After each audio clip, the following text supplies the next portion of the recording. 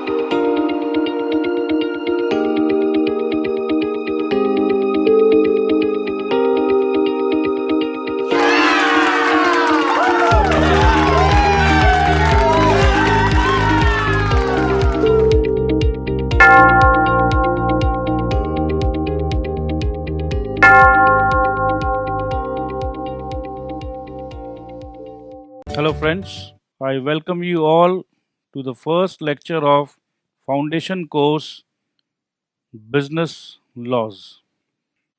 Law क्यों पढ़ते हैं? Why should we know the law or why do we study law? Law in general regulate the relationship of business and profession with the society. As business forms an integral part of the society, so law is essential for regulating the rules by which people and business interact with each other. Law regulate करता है दोस्त. Law affects almost every function and area of business. Without laws, there would be chaos and there would be conflicts. Chaos and conflict आज भी होते हैं business में, मगर उसका सोल्यूशन कहाँ मिलता है? सोल्यूशन मिलता है लॉ में. एक लॉ है, ये लॉ हम सबको फॉलो करना है, ये लॉ को अप्लाई कर लो, कॉन्फ्लिक्ट एंड कियोस से दूर भाग जाओ या कॉन्फ्लिक्ट एंड कियोस को दूर भगा दो. ये कॉन्फ्लिक्ट्स किनके बीच में होता है? Between social groups and commercial establishments. The Indian Contract Act 1872. Contract is the most usual method of defining the rights and duties in a business transaction. Business world में जब दो पार्टी आपस में इंटरेक्शन करते हैं, कोई ट्रांजैक्शन करते हैं, तो दोनों पार्टियों के पास कुछ राइट और ड्यूटी बनता है. ये हम एग्जाम्पल के थ्रू समझेंगे आगे. ये इंपॉर्टेंट था. एक और चीज को आप हाईलाइट कर लीजिए please. Parties may create rights and duties for themselves. ये rights and duties कौन क्रिएट कर रहा है? ये आपस में जो पार्टी ट्रांजैक्शन कर रहे हैं ये खुद ही तय कर रहे हैं. जैसे कि अगर मैंने कहा कि ये मोबाइल फोन मैं आपको 50,000 रुपए में बेचना चाहता हूं और आप खरीदने के लिए रेडी हो, तो क्या नहीं आपको लगता कि मेरा ड्यूटी बन गया है कि ये मोबाइल फोन आपको दूं? ये नहीं कि किसी और को 55,000 में दे दूं। मेरा ड्यूटी बन गया है कि आपसे मैंने सौदा कर लिया है, 50,000 रुपये में मैं आपको ये मोबाइल फोन दे दूंगा। 50,000 में, 75,000 का फोन है, 50,000 में मैंने सौदा कर लिया है। और आपका भी ड्यूटी बन गया है दोस्त 50,000 रुपया मुझे देने का। आपका जो ड्यूटी बना 50,000 मुझे देने का, लेने का जो 50,000 रुपया है वो मेरा राइट है। तो ये आपस में हम लोग राइट्स एंड ड्यूटीज को बना लेते हैं, आपस में तय करते हैं। मगर अगर हम बात करें कंपनीज एक्ट की, कंपनीज एक्ट 2013, और मैं एक कंपनी में डायरेक्टर हूं, राइट्स ऑफ द डायरेक्टर दिया गया है कंपनीज एक्ट में। तो दोस्तों चलिए अब देखते हैं कि what is a contract, N agreement enforceable by law. Agreement क्या है ये तो हम दोनों को पता है। जैसे कि हम अपने दोस्त को कहें कि भाई आज शाम को 5 बजे ये मूवी देखने चलना है अपने दोनों को, और उसके बाद भाई तेरा बर्थडे का डिनर पेंडिंग है, तुम्हें डिनर पार्टी देना है, और हाँ हाँ यार एकदम बिल्कुल 4:30 बजे आइनॉक्स के बॉक्स ऑफिस में मिलेंगे हम लोग। तो हम और वो अग्री कर गए, राइट। सो ये आपस में हमारा तय हुआ था कि हम 4:30 बजे मिलेंगे, ये अग्रीमेंट है। बट क्या दोस्त ये अग्रीमेंट अगर वो समझ लो 4:30 बजे नहीं आता, हमेशा की तरह जब भी पार्टी मांगता हूं ना अपने दोस्त बंसीलाल से, वो बंसीलाल कोई ना कोई बहाना मार के गायब हो जाता है, कट लेता है। हमेशा की तरह वो फिर नहीं आया, कुछ ना कुछ बहाना बना दिया। अब एक बात बताओ, ये अग्रीमेंट उसने तोड़ दिया, तो क्या मैं कोर्ट में जा सकता हूं क्या कि देखिए जज साहब मेरे दोस्त ने ऐसा मेरे साथ धोखा किया? अग्रीमेंट था। एनफोर्सेबल का मतलब क्या? एनफोर्सेबल, एनफोर्स मतलब किसी ऊपर के लेवल पे, आपस से। अगर एक छोटा सा बच्चा अपने को थोड़ी ना डरा सकता है, मगर देश का कोर्ट वो हमें फोर्स कर सकता है। तो देश का कोर्ट क्या बंसीलाल को कहेगा, अरे भाई बंसल तुम क्यों अपने दोस्त के साथ बार बार धोखा करते हो, जाओ पार्टी दो इसे। कोर्ट बोलेगा भाई साहब ये आपकी दोस्ती का मामला है, हमें बीच में मत लाइए। तो इसका मतलब ये अग्रीमेंट तो था हमारे बीच में, बट क्या ये अग्रीमेंट कोर्ट बीच में दखल अंदाजी करेगा? कोर्ट बोलेगा दोस्ती है, आप समझिए हम नहीं आएंगे। उसी प्रकार से हस्बैंड एंड वाइफ के बीच में भी काफी प्रोमिसेस होता है। कोर्ट बोलता रहे भाई साहब husband and wife, no no आप समझिए। सो कहने का मतलब है कि अग्रीमेंट आप समझ चुके हो।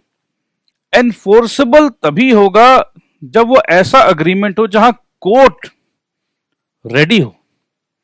जैसे कि मैंने अग्री किया था कि मैं किसी को 25,000 रुपया सैलरी दूंगा, और मैं 4 महीने से सैलरी नहीं दे रहा हूं। अब सामने वाला कोर्ट के पास जाता है, कोर्ट देखिए मेरे बॉस ने अग्री किया था कि 25,000 रुपया सैलरी देंगे, वो सैलरी नहीं दे रहे। अब कोर्ट बोलेगा जाओ जाओ तुम्हारे और तुम्हारे बॉस का बीच का मामला है। नहीं, कोर्ट ऐसा नहीं कहेगा। कोर्ट बोलेगा अच्छा your boss is doing unfair things with you, रुको बुला के लाओ उसे, या कोर्ट एक डायरेक्शन देगा। अब कोर्ट का बात को अगर मैं नहीं मानूं तो कोर्ट मेरे ऊपर सजा दे सकता है, पेनल्टी हो सकता है, बहुत कुछ हो सकता है। तो मैं डर जाऊंगा, मैं घबरा जाऊंगा, अरे भाई कोर्ट तक क्यों पहुंच गई, मैं हूं ना, मैं दे रहा हूं। सो एन अग्रीमेंट, जब भी बिजनेस पार्लेंस में हम अग्रीमेंट को ब्रेक करेंगे, उस अग्रीमेंट को एनफोर्स कराने के लिए हम कोर्ट के पास, लॉ के पास जा सकते हैं। So an agreement enforceable by law is called contract. So क्या हम सेफली ये बोल सकते हैं, एक तो अग्रीमेंट होना चाहिए, बताइए कितने लोग बोल रहे हैं अग्रीमेंट होगा? बिल्कुल सबको ही बोल रहे हैं। और दूसरा, ये अग्रीमेंट वैसा अग्रीमेंट हो जिसे हम एनफोर्सेबल करा सके लॉ से। मैंने अपने दोस्त बंसीलाल को कहा भाई बंसल आज शाम को तुम मुझे पिक्चर दिखाओगे क्या नहीं दिखाओगे? तो क्या आपको नहीं लगता है मैं अगर ये कहूं कि मैंने अपने दोस्त बंसल को प्रपोज किया, आई प्रपोज्ड हिम कि भाई मूवी दिखाना है तुम्हें, और बंसीलाल ने बोला ओके यस, अरे भाई एकदम चलेंगे, yes he agreed, he accepted my proposal. तो क्या मैं ये कह सकता हूं कि बंसी लाल तुमने मुझे प्रॉमिस किया है मेरे दोस्त, इस बार प्रॉमिस मत तोड़ना? तो यही चीज है, बंसीलाल ने प्रॉमिस, मैंने प्रपोज किया, बंसीलाल ने एक्सेप्ट किया, तो ये बन गया प्रॉमिस। इसी प्रकार से बिजनेस एग्रीमेंट में मैंने प्रपोज किया, ये मोबाइल फोन जो 75,000 रुपया का कल मैंने नया मुझे गिफ्ट मिला था, बट मैं गरीब आदमी हूं, मैं 75,000 रुपया का फोन लेकर क्या करूंगा? मुझे तो कोई अगर पैसे दे देता ना तो मजा आ जाता। अब मैं इसे बेचना चाहता हूं, मैंने 60,000 रुपया में, सर अभी तो कुछ देर पहले 50,000 बोले थे, अरे लालच भी तो कोई चीज होती है। अब मुझे लालच आ गया, मैं 60,000 में बेचना चाहता हूं, बताइए कोई है खरीदने वाला? ओके आशीष, तुम खरीदना चाहते हो, वेरी गुड। आशीष 60,000 में ये फोन आईफोन 7 प्लस जो कि 70-75,000 में रिटेल हो रहा है, ये फोन 60,000 रुपया में मैं आपको देना चाहता हूं। आशीष बोलता यस। जब मैं कहा कि ये फोन मैं देना चाहता हूं 60,000 में, ये मेरे तरफ से था प्रपोजल। आशीष ने इस प्रपोजल को किया एक्सेप्ट। जैसे ही आशीष ने इस प्रपोजल को एक्सेप्ट किया, आपस में हम दोनों ने तय कर लिया, कुछ म्यूचुअल प्रॉमिस कर दिया एक दूसरे को। हमने प्रॉमिस कर दिया, जैसे मैंने क्या प्रॉमिस किया, मैंने ये प्रॉमिस किया कि आशीष ये फोन मैं तुम्हें दूंगा, और आशीष ने मुझे प्रॉमिस किया मैं 60,000 रुपए दूंगा। सिंपल सी तो बात है, ये आपस में हमने अग्री कर लिया। तो अग्रीमेंट से पहले क्या आया? अग्रीमेंट के से पहले आया प्रपोजल। जैसे ही प्रपोजल उसने एक्सेप्ट किया, बन गया प्रॉमिस। तो आपस में म्यूचुअल प्रॉमिस जो है, एक दूसरे को हमने वादा दे दिया, और जैसे ही हमने एक दूसरे को वादा किया, क्या हम दोनों ने आपस में कुछ म्यूचुअल राइट्स एंड ऑब्लिगेशन तैयार किया? आशीष का राइट क्या है? आशीष का राइट क्या है? आशीष का राइट है मेरे फोन पर। और आशीष का ऑब्लिगेशन क्या है? ऑब्लिगेशन या ड्यूटी क्या है? आशीष का ऑब्लिगेशन है 60,000 रुपये देने का, करेक्ट? इसी को, ये तो हुआ आशीष की बात। मेरा राइट है 60,000 रुपया मिलने का, मेरा ऑब्लिगेशन है ये फोन देने का। तो ये चीज बहुत सिंपल, आप समझ चुके हो। राइट्स एंड ड्यूटीज हमने आपस में तय कर लिया है, और कल को मैं ब्रेक करूं, वादा तोड़ दूं, अग्रीमेंट तोड़ दूं, तो क्या ये अग्रीमेंट एनफोर्सेबल है? अगर हम इसे इस तरीके से बना रहे हैं, हमारा इंटेंशन है कि अगर कोई भी व्यक्ति ये वादा तोड़े तो हम लीगल हेल्प लेने से पीछे नहीं हटेंगे, हम एनफोर्स करा लेंगे। ऑफ कोर्स ये बन जाता है कॉन्ट्रैक्ट। एवरी प्रॉमिस और सेट ऑफ प्रोमिसेस, मैंने एक ही वादा किया था कि मैं ये फोन दूंगा। अगर मैंने फोन के साथ वादा किया था कि ये फोन का कवर भी दूंगा, तो सेट ऑफ प्रोमिसेस हो गया। 60,000 में मैंने 2 वादा किया था, राइट? तो प्रॉमिस, एवरी प्रॉमिस और set of promises forming the consideration for each other. Consideration है ना, मेरा प्रॉमिस है फोन और कवर देने का, तुम्हारा प्रॉमिस है 60,000 रुपए देने का। तो ये आपस में जब हमने वादा कर दिया तो हो गया ना अग्रीमेंट। तो अग्रीमेंट क्या है? Agreement is the term agreement given in section 2E of the act is defined as every promise and every set of promises forming the consideration for each other. Promise क्या है? The proposal is made when the person to whom the proposal is made. मैंने proposal किसे दिया था? मैंने proposal दिया था आशीष को। तो when the person to whom मतलब आशीष को proposal दिया था मैंने, signifies his assent. Assent मतलब yes, आशीष को मैंने प्रपोजल दिया था कि भाई साहब ये फोन 60,000 में खरीदोगे? उसने कहा हाँ। The proposal is said to be accepted. हाँ मतलब ये एक्सेप्टेड। देखो ये सिंपल सा चीज आपको लिखना है। अब ये नहीं लिखोगे आप, एक्सेप्टेड वर्ड भूल जाओगे, सिग्निफाइज इज एसेंट भूल जाओगे, तो नंबर नहीं मिलेंगे दोस्त। Proposal when accepted becomes a promise. Proposal, मेरा प्रपोजल अब एक्सेप्ट हो गया है, अब मैं पीछे नहीं हट सकता हूं। ये प्रॉमिस जो बता रहा है, अब मैंने वादा कर दिया। जब आप किसी को वादा कर दे रहे हो, वादा से पीछे कैसे हट सकते हो आप? वादा मत करो, या मैंने प्रपोजल दिया, किसी ने एक्सेप्ट नहीं किया। अगर किसी ने एक्सेप्ट नहीं किया तो भाई ये फोन मेरा है आज तक। कल के दिन मेरे पास कोई प्रपोजल आए, मेरे पास आज मैंने प्रपोजल दिया 60,000 रुपए का, ऐसा हो सकता ना आज किसी ने एक्सेप्ट नहीं किया। आज का दिन मेरे तरफ से किसी को भी वादा नहीं गया। कल का दिन मेरे पास प्रपोजल आता है, सर कल जो आप ये फोन 60,000 में बेच रहे थे, क्या आप बेचोगे आज? और मैं कहता हूं नहीं, मेरी वाइफ बहुत गुस्सा कर रही थी, नहीं बेच सकता 60,000 में। मेरी वाइफ ने कहा है मुझसे, अगर बेचना है तो कम से कम 70,000 में बेचना, क्योंकि ये 80,000 का ब्रांड न्यू फोन है। भाई साहब 70,000 में अगर खरीदना चाहते हो तो खरीद सकते हो आप। अब सिचुएशन देखो क्या है। मेरे पास जो प्रपोजल आया कि सर क्या आप 60,000 में बेचोगे, मैंने उस प्रपोजल को क्या एक्सेप्ट किया? मैंने तो रिजेक्ट कर दिया। तो क्या कहीं पर भी किसी ने एक दूसरे को प्रॉमिस दिया? नहीं दिया। उसका प्रपोजल था 60,000 में बेचोगे क्या? मैंने कहा नहीं बेचना। मैंने कहा कि भाई मेरी वाइफ ने कहा है 70,000 के नीचे नहीं बेचना है, अब मैं 70,000 में बेचना चाहता हूं। मेरा बात चल रहा है वरुण के साथ।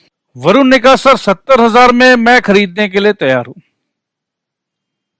तो वरुण ने नेक्स्ट डे मेरा प्रपोजल एक्सेप्ट किया। 70,000 में जैसे वरुण ने एक्सेप्ट कर लिया, ठीक है भाई, बन गया प्रॉमिस, आपस में एक दूसरे का प्रॉमिस, वही चीज रिपीट। 10वीं से that an agreement is the result of the proposal made by one party to the other party and that other party gives his acceptance thereto। acceptance thereto मतलब उसी प्रपोजल को एक्सेप्टेंस मिल गया। Of course, ये बहुत important है दोस्त, of course for mutual consideration.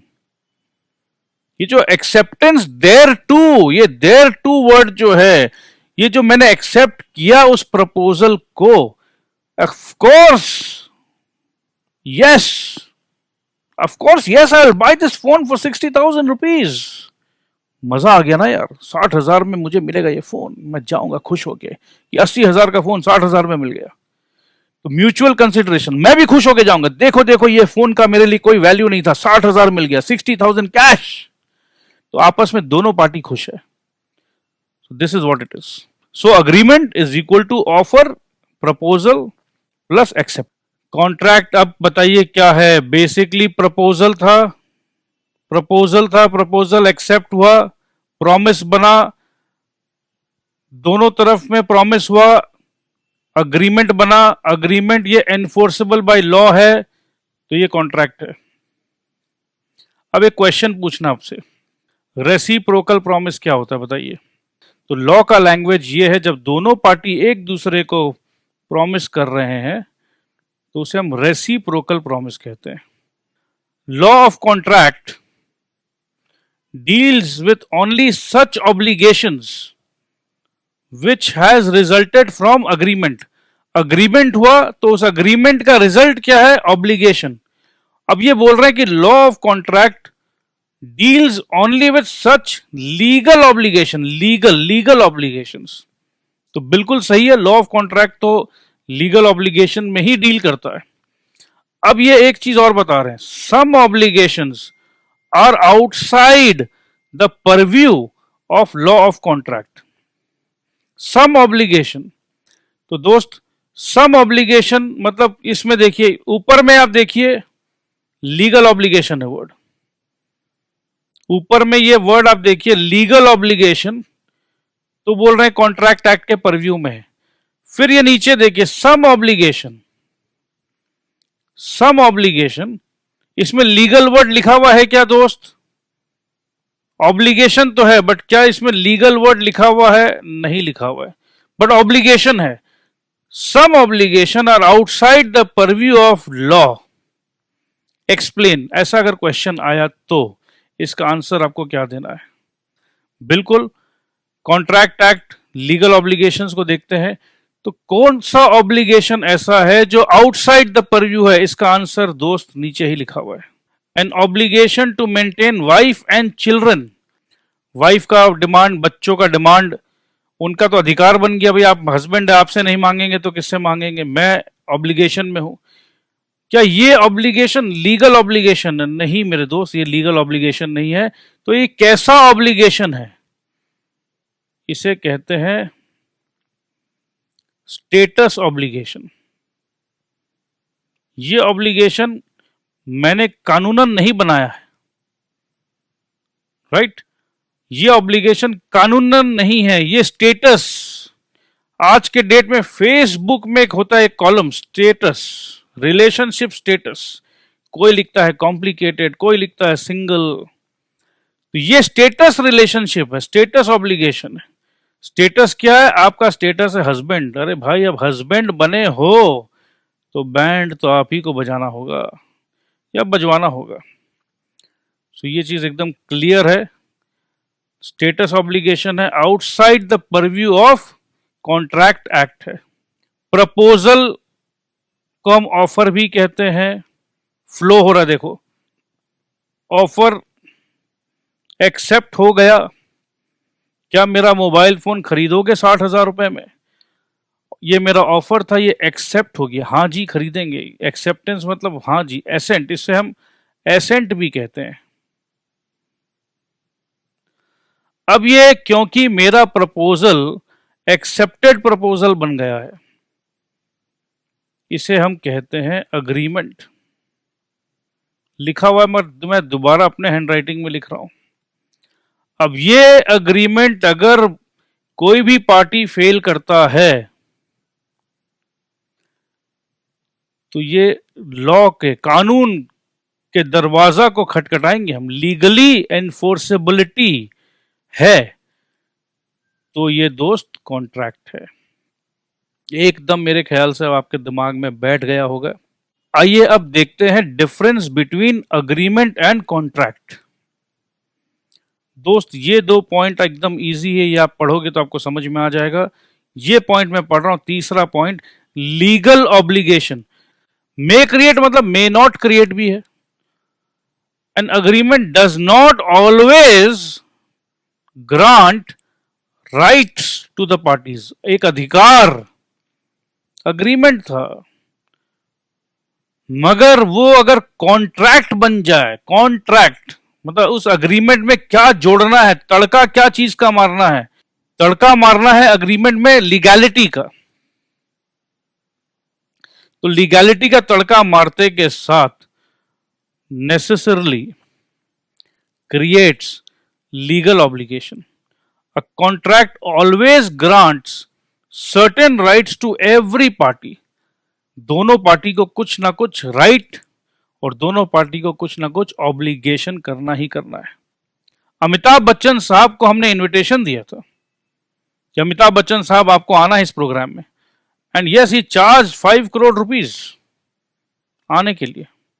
मैंने media को, बहुत लोगों को इनवाइट कर रखा था। अब इमेजिन करो अमिताभ बच्चन साहब नहीं आए, कॉन्ट्रैक्ट था उनका आने का, तो क्या आपको नहीं लगता है कि ये जो अग्रीमेंट, अमिताभ बच्चन साहब को भी मालूम था कि अग्रीमेंट है, अगर मैं ये अग्रीमेंट को फेल करता हूं तो ये लीगल इंप्लीकेशन लेंगे, जरूर लेंगे। तो जब वो लीगल इंप्लीकेशन लेंगे तो वो अग्रीमेंट शब्द को हटा के हम यूज करते हैं कॉन्ट्रैक्ट। बेसिकली जब भी बिजनेस का बात करें हम, बिजनेस में हम अग्रीमेंट शब्द कम यूज करते हैं, बिजनेस कॉन्ट्रैक्ट शब्द का ज्यादा प्रयोग होता है। बेसिकली बिजनेस पार्लेंस में we use the word contract. ये तो आपको समझाना है, टेक्निकल एस्पेक्ट समझाना है, तो इसीलिए इतना कहानी किया जा रहा है, ये अग्रीमेंट है, ये कॉन्ट्रैक्ट है। बिजनेस करने उतरे हैं तो भाई साहब सीधा सीधी बात है, बिजनेस में पैसों का इन्वॉल्वमेंट है। अगर आपने कुछ वादा किया और अगर आप वादा पूरा नहीं करोगे तो नुकसान तो हो जाएगा ना मुझे। तो हर बिजनेस कॉन्ट्रैक्ट, हर बिजनेस अग्रीमेंट, क्योंकि वो कोर्ट के पास जाना ही है जाना है अगर आप फेल करोगे तो बेसिकली हर बिजनेस अग्रीमेंट कॉन्ट्रैक्ट हो जाता है। वहां हमारा इंटेंशन है to create legal relationship, intention to create legal relationship, essentials of a valid contract. सबसे पहला अग्रीमेंट होना चाहिए। हाँ जी बिल्कुल, अग्रीमेंट तो हम समझ चुके हैं। अब एक नया शब्द, नया बात का इंट्रोडक्शन हो रहा है, फ्री कंसेंट। आपको याद होगा जब हम प्रपोजल देते थे, सामने वाला कंसेंट मतलब एक्सेप्टेंस, वो यस बोलता था, यस। उसने कह दिया यस तो प्रपोजल हो गया एक्सेप्टेड, और अगर प्रपोजल एक्सेप्टेड हो गया तो बन गया अग्रीमेंट, और अगर अग्रीमेंट लीगली एनफोर्सेबल है तो बन गया कॉन्ट्रैक्ट। अब डिटेल में जाएंगे मेरे दोस्त। Yes, yes. अभी तक हमने इस यस के बारे में सोचा, क्या वो यस जोर जबरदस्ती बोला है? सर ऐसा कैसे होगा कि कोई जोर जबरदस्ती यस बोल दे? अरे भाई, तुम्हारा 1 करोड़ रुपए का बंगलो है, 1 करोड़ रुपए का, और उस 1 करोड़ रुपए के बंगले को बंदूक रख के मैं बोलूंगा ये अग्रीमेंट साइन कर कि तुम मुझे ये बंगलो 20 लाख रुपए में बेच रहे हो, बोल यस, कर एक्सेप्ट। तो वो जो यस आपने जो लिखा है, लिख कर यस बोला है, एकदम बकायदा कॉन्ट्रैक्ट साइन कर दिया, तो क्या वो यस दिल से कहा था? फ्री कंसेंट था आपका, मन से फ्रीली आपने यस कहा था? नहीं दोस्त, नहीं। तो अगर कभी भी फ्रीली यस नहीं कहा है तो वो कॉन्ट्रैक्ट नहीं हो सकता है। जहां पर भी कुछ गड़बड़ है तो लॉ साथ नहीं देगा। अब एक काम करते हैं, यस बोला, मगर यस पता किसने कहा? 18 साल के नीचे का बच्चा। तुम्हें लग रहा था कि वो 18 साल का नहीं है, बट एक्चुअल उसका उम्र 16 साल का था। तो हमारा इंडिया का जो कोर्ट है, इंडिया का जो लॉ है, वो माइनर जो है 18 साल तक के बच्चों को बहुत जबरदस्त तरीके से प्रोटेक्शन देता है। बोला माइनर बच्चा का यस नहीं माना जाएगा, तो ये कॉन्ट्रैक्ट नहीं मानेंगे हम। तो basically competency of the parties, yes कौन बोल रहा है, यस कौन बोल रहा है। पहले तो यस जो बोल रहा है वो ठीक से बोल रहा है, सही मन से बोल रहा है, फ्री तरीके से बोल रहा है, और अब बोल कौन रहा है? यस बोलने वाला व्यक्ति जो है, क्या वो कॉन्विक्ट तो नहीं, जेल में है वो? क्या वो दिवालिया घोषित कर रखा है, मतलब इनसॉल्वेंट तो नहीं? इनसॉल्वेंट जिसके पास कुछ भी पैसा नहीं है, भैया मैं एकदम एक पैसा भी नहीं है, वो कोर्ट में जाके हाथ खड़े कर देता है कि मेरे पास कुछ भी पैसा नहीं है। लॉफुल कंसिडरेशन, कंसिडरेशन क्या है जो हम देंगे? ये फोन आशीष मैं तुम्हें दूंगा, बट इस फोन के बदले में मुझे तुमसे एक AK-47 राइफल चाहिए, स्मगल्ड AK-47 स्मगल्ड राइफल। ये क्या कंसिडरेशन लॉफुल है? Of course not. तो जो भी हम लोग लेन देन कर रहे हैं लॉफुल होना चाहिए, लीगल होना चाहिए। लीगल ऑब्जेक्ट, जो भी हम कॉन्ट्रैक्ट बनाए हैं, कॉन्ट्रैक्ट आपस में जो अग्री किए हैं, ऑब्जेक्ट क्या है, ऑब्जेक्टिव क्या है, गोल क्या है? सुनो भैया, ये बैंक लूटोगे ना अगर आप, तो कसम से, हनुमान जी की कसम, झूठ नहीं बोलता हूं मैं, ये बैंक बस आप एक बार लूट लो, लूट का माल आधा आधा। अग्रीमेंट कर लिया हमने, बट क्या ये अग्रीमेंट जो हमने किया, एक तो वैसे भी ये एनफोर्सेबल बाय लॉ तो हो ही नहीं सकता, बट इस अग्रीमेंट का जो ऑब्जेक्टिव था ये भी गलत है, लीगल ऑब्जेक्टिव नहीं है, तो ये भी कॉन्ट्रैक्ट नहीं हो सकता। Not expressly declared to be void, ये भी दोस्त लंबा चर्चा का विषय है, बहुत सारे पॉइंट्स है, इस पे कवर करेंगे, डिस्कस करेंगे अलग से कि बहुत सारे कॉन्ट्रैक्ट एक्ट ने एकदम स्पेसिफिकली कह दिया है कि ये तो कॉन्ट्रैक्ट अगर करोगे तो वॉइड है। जैसे एक सिंपल एग्जांपल, माइनर के साथ अगर आप कॉन्ट्रैक्ट करने जा रहे हो 18 साल के बच्चे का नीचे, तो वो डिक्लेयर कर दिया है कि वो वॉइड है। ऐसे बहुत सारे डिक्लेरेशन है कि कौन कौन से अग्रीमेंट अगर आप कर रहे हो तो वो एकदम वॉइड है। ये भी हमें चर्चा करना है। तो सोचो, कॉन्ट्रैक्ट अभी लग रहा था कि एकदम सिंपल सी बात है, 6 नए पॉइंट्स का डिस्कशन हो गया है। ये सारे पॉइंट कहां थे? As given by section 10 of the Indian contract act 1872। 2 party होना चाहिए कॉन्ट्रैक्ट में मेरे दोस्त। You cannot contract among with yourself. Point number 2, intention to create legal relationship. जैसे मैंने अभी आपको लिखा था, थोड़ी देर पहले लिख के दिया था कि intention to create legal relationship. Fulfilment of legal formalities. जब भी आप प्रॉपर्टी बेचने का काम करोगे तो उसमें एक बकायदा रजिस्टर्ड डीड बनता है, उसमें स्टैंप ड्यूटी लगता है।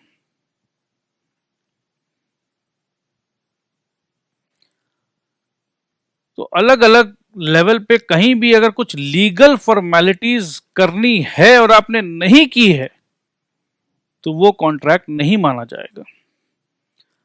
सर्टेनिटी ऑफ मीनिंग, ये बहुत इंपॉर्टेंट है। मीनिंग सर्टेन होना चाहिए। एक कॉन्ट्रैक्ट हुआ जिस कॉन्ट्रैक्ट में बोला गया कि मुझे 10 मोबाइल फोन चाहिए,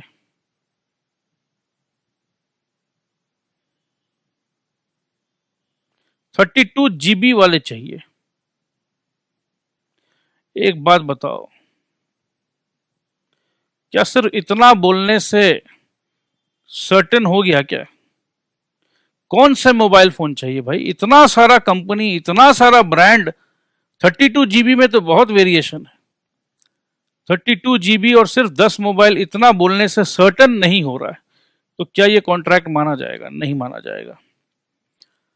पॉसिबिलिटी ऑफ परफॉर्मेंस।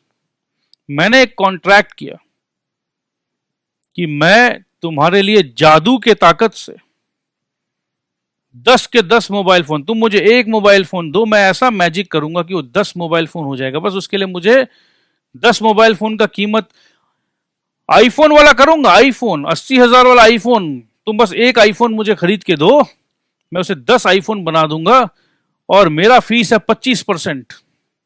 क्या ये परफॉर्मेंस पॉसिबल है? ये परफॉर्मेंस पॉसिबल नहीं है। क्या ये कॉन्ट्रैक्ट माना जाएगा? नहीं। अच्छा चलो, ये तो बहुत अपसर्ट सा आपको लग रहा होगा। अब एक शिप है, शिप अमेरिका से निकल चुकी है। अब अमेरिका का एजेंट इंडिया में बैठा हुआ है, वो बोल रहा उस शिप में बहुत अच्छे एयर कंडीशंस है, उस शिप में एसी आ रही है, अमेरिका कंपनी की एसी आ रही है, गर्ग साहब खरीद लो। तो मैं 20 एसी का ऑर्डर दे देता हूं। मगर वो शिप जो है टाइटैनिक की तरह डूब जाता है, वो एसी भी डूब गया। अब ये बताओ कि ये कॉन्ट्रैक्ट जो हमने बनाया, कि कभी भी अब ये पॉसिबल है कि ये परफॉर्मेंस हो पाएगा? नहीं जी, परफॉर्मेंस होने का कोई चांस ही नहीं है।